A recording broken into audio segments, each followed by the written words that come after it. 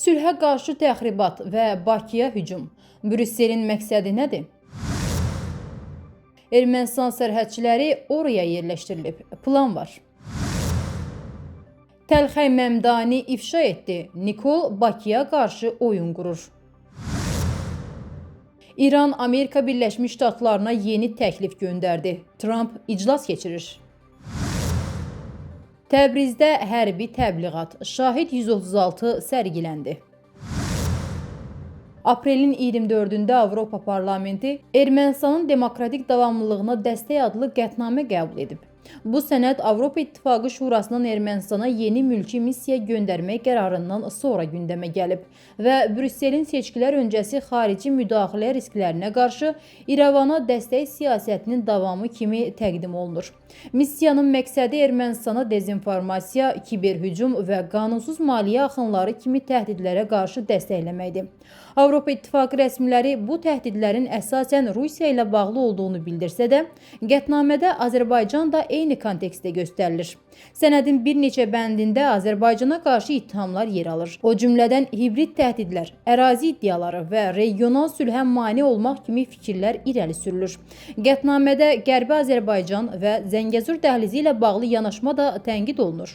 Bu mövzular ərazi iddiası kimi təqdim edilir. Eyni zamanda Ermənistan sülhpərvər tərəf kimi göstərilir. Azərbaycan isə sülhə çağırılır. Sənəddə Qarabağdakı hadisələrlə bağlı etnik təmizləmə, girovlar və mədəni irsin məhv edilməsi kimi iddialar da yer alıb. Ermənilərin geri qayıdışı və beynəlxalq zəmanətlər məsələsi vurğulanır. Ümumilikdə qətnamə Ermənistana dəstək adı altında təqdim olunsa da, Azərbaycana qarşı tənqidi mövqeyi ilə seçilir və regiondakı sülh gündəliyinə təsir edə biləcək siyasi sənəd kimi qiymətləndirilir. Eyni vaxtda Avropa İttifaqı ilə Azərbaycan arasında tərəfdaşlıq müzakirələri davam edir. Azərbaycan Avropanın enerji təhlükəsizliyi və orta dəhliz baxımından mühüm tərəfdaş olaraq qalır.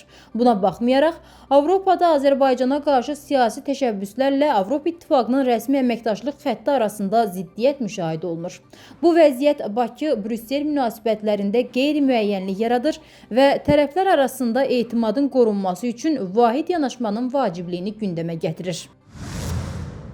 Ermənistan və Azərbaycan yaxın gələcəkdə delimitasiya prosesini davam etdirəcək. Axar TV xəbər verir ki, bu barədə Ermənistanın baş naziri Nikol Paşinyan deyib. O, sərhədin 12 kilometrlik hissəsinin delimitasiya edildiyini, Ermənistan sərhəd qoşunlarının bu ərazidə xidmət etdiyini xatırladıb.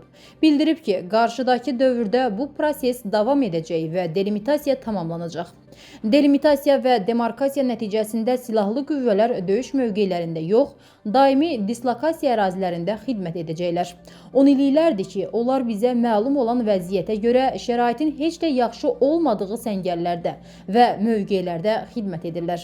Sərhəddəki güclü istehkamlar və müdafiə strukturları sərhəd qoşunlarına təhvil veriləcək. Lakin bu, yalnız Azərbaycanla tam hüquqlu sülh şəraitində baş verəcək. Ermənistan bu istiqamətdə hər gün daha da inamla irəliləyir. O bildirib.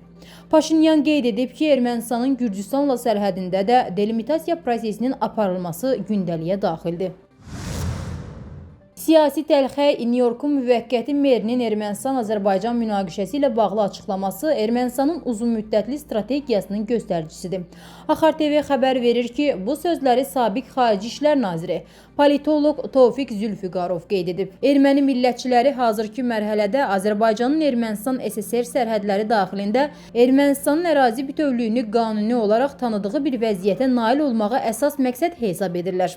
Çünki həm ənənəvi sərhəddə, həm də regionda güc balansının torpaqlarımızın fiziki ilhaqına imkan vermədiyini anlayırlar və ərazi iddialarını pozulmuş insan hüquqları adlandırmaqla dondurmaq istəyirlər.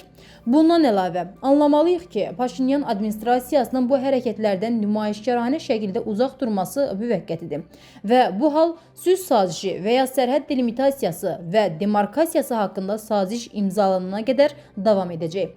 Qondarma 1915-ci il soyqırımı və qondarma Qarabağ ermənilərinin soyqırımı mövzusu hakimiyyətin həm Ermənistan daxilində, həm də xaricində müxalifətin fəaliyyətinə gizli dəstəyi sayəsində qorunub saxlanılacaq. Nəticə etibarilə Qərbi Azərbaycan və Zəngəzur probleminin ədalətli həlli uğrunda mübarizəni dəstəkləməyə yönəlmiş siyasət davam edəcək. Yaxşı haldır ki, Məmdani erməni millətçilərin əsl strategiyası üçün bir növ lakmus testinə çevrilib, politoloq vurğulayıb. Xatırladaq ki, Məmdani qondarma erməni soyqırımının il dönümündə Türkiyənin dırnaqarası 1915-ci il soyqırımını Azərbaycanın Qarabağda davam etdirdiyi haqda tarixi faktları təhrif edən bir açıqlama ilə çıxış edib.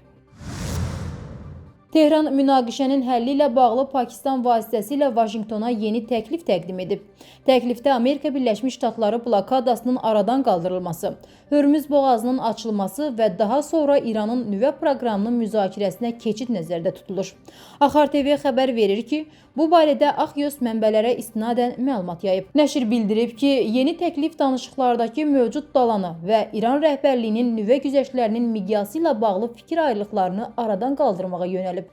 Mənbələr əlavə edib ki, təklifə əsasən nüvə proqramı danışıqları yalnız sonraki mərhələdə, yəni Hörmüz boğazı açıldıqdan və blokada qaldırıldıqdan sonra başlayacaq. Vurğulanıb ki, Amerika Birləşmiş Ştatları lideri Donald Trump aprelin 27-sində İranla danışıqlardakı çıxılmaz vəziyyəti və mümkün növbəti addımları müzakirə etmək üçün kabinet iclası keçirmək istəyir. Təbrizin Saat meydanında ölkənin məşhur Şahid 136 pilotsuz uçuş aparatı ictimaiyyətə nümayiş etdirilib. Axar TV xəbər verir ki, bu barədə İran mediası məlumat yayıb. Qeyd edək ki, Şahid 136 son illər regionda və beynəlxalq münaqişələrdə adı ən çox çəkilən İran istehsalı kamikadze dronlardan biri hesab olunur.